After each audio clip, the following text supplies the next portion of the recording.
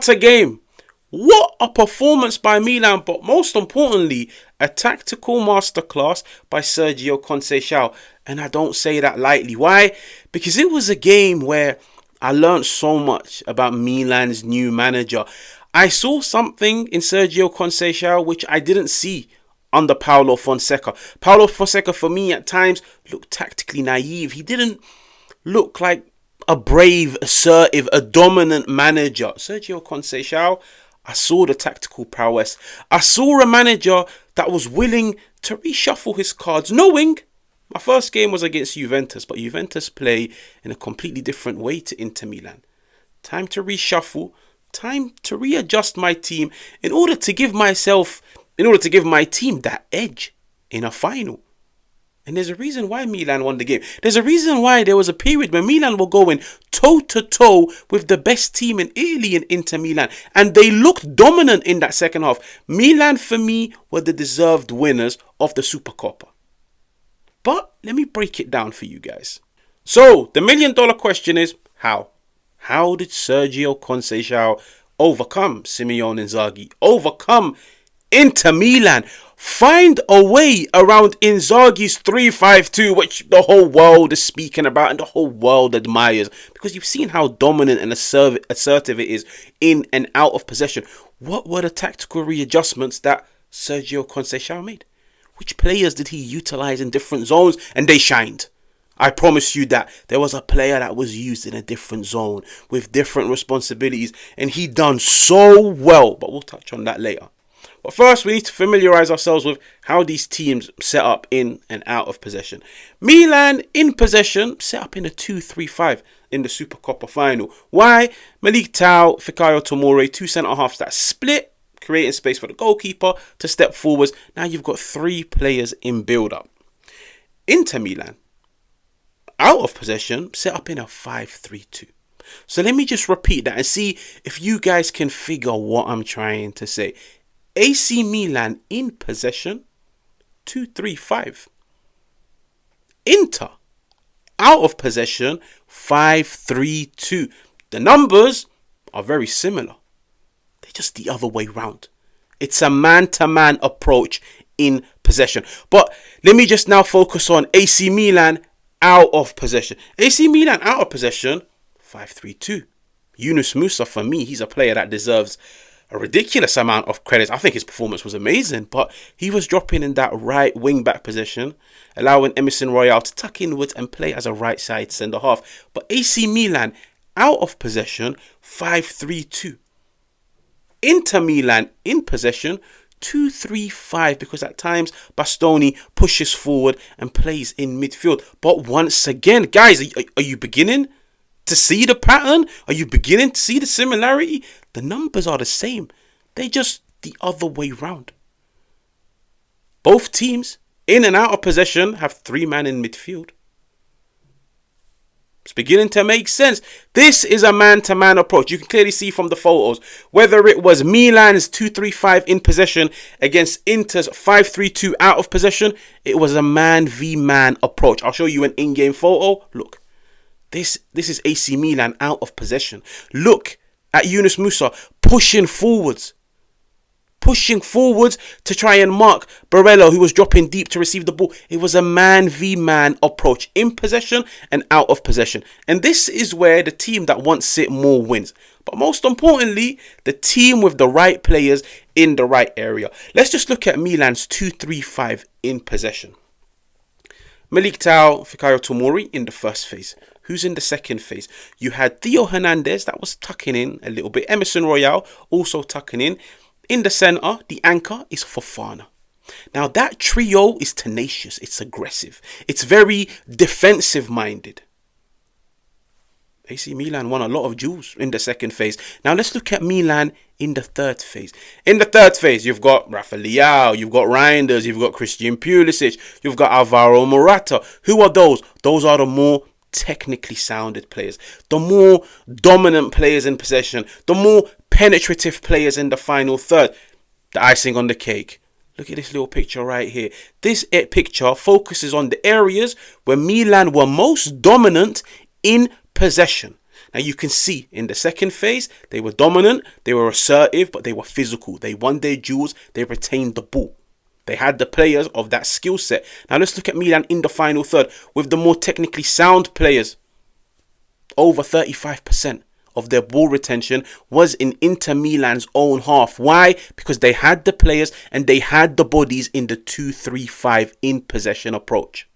Now the reason why it gave Milan and Sergio Conceição that edge over Simeone Inzaghi is when you look at Simeone Inzaghi, Inter Milan, the football that they play, they rely heavily on overloads. When Bastoni pushes forward into midfield, giving them that numerical advantage against the opposition, it's all about overloads. It's all about finding the free player. In the final third, when Barella and Mkhitaryan push forward, making those third man runs off Marcus Thuram, of Lautaro Martinez, it's all about overloads. But when you go man to man, as long as the Milan player sticks to his Inter man, there is no overload. Man to man.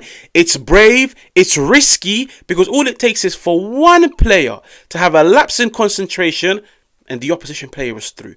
But these Milan players understood their assignment. And for me, it felt like they really wanted it more, especially in the second half. But I really want to focus on the equalizing goal and the game-winning goal, because for me, they were replicas of one another, but what they paint is they paint the picture of Sergio Conceição's football philosophy. Now let's look at the Christian Pulisic goal. What a goal, but what build-up. This is a Milan team that showed the whole world. 3-4 passes and the ball's into the back of the net.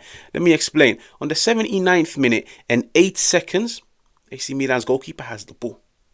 On the 79th minute and 14 seconds, Leao has the ball down the left-hand side. Look at Theo Hernandez's underlapping run. This is a player that wanted to get onto the ball. This is a player that wanted to get into an attacking area. This is a player that wanted his team to get the ball forward. 79 minutes and 21 seconds. Christian Pulisic puts the ball into the back of the net. Come on, guys. Quick maths. 13 seconds. 13 seconds is all it took for the ball to go from the goalkeeper into the back of Inter Milan's net. What does that tell you? Penetrative passes, players attacking the space, and players capitalizing in the final third by being decisive. Those are the things that the best teams in the world have. Some teams like to pass the ball 40, 50 times before they have a shot. Some other teams, give me the ball, I'll pass it into space, and I'll make the opportunity count. Now let's look at the game-winning goal, because like I said, guys, it's a replica. It's a replica of the first goal. It's showcasing a team's ability to get the ball from phase 1 into phase 3 within a matter of seconds, being decisive, being penetrative, being vertical in their approach of playing football.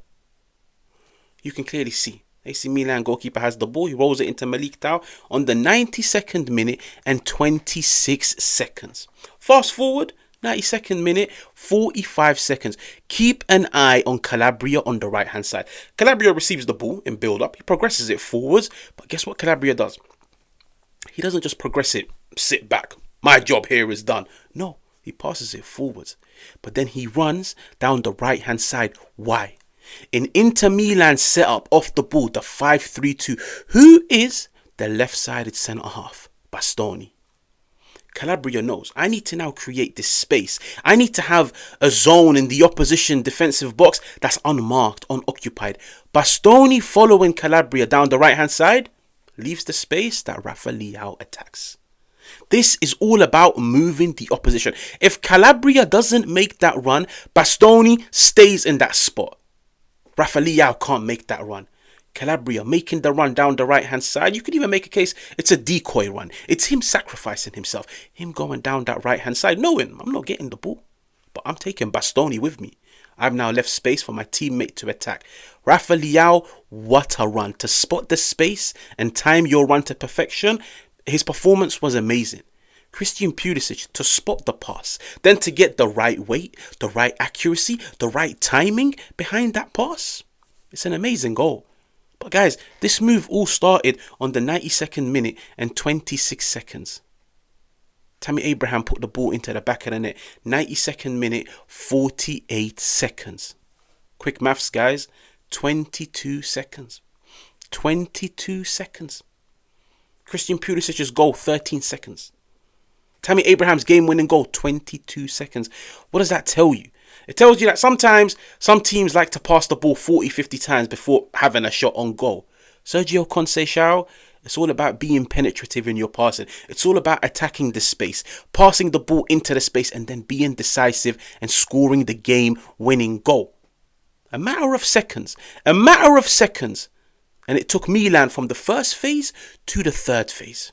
And finally, I have to dedicate a segment to Leao. I told you guys at the beginning, there was a player that was utilized in a different zone with different responsibilities. And he understood the assignment. He understood it well. Leao. You see, when Leao came on, I was sat wondering, is he going to push forward with Alvaro Morata? Is he going to go and play as a winger? But I'm looking at it and I'm thinking, Theo Hernandez occupies that width when he pushes forward. Leao, for me, out of possession, he was being deployed in like a central area, like the 5-3-2 shape. You've got the 2 strikers, you've got the 3 central midfielders, and you've got the 5 defenders. You look at Leao, especially in Milan's 2-3-5 shape, offensively, he wasn't hugging the flanks because Theo Hernandez was hugging the flanks.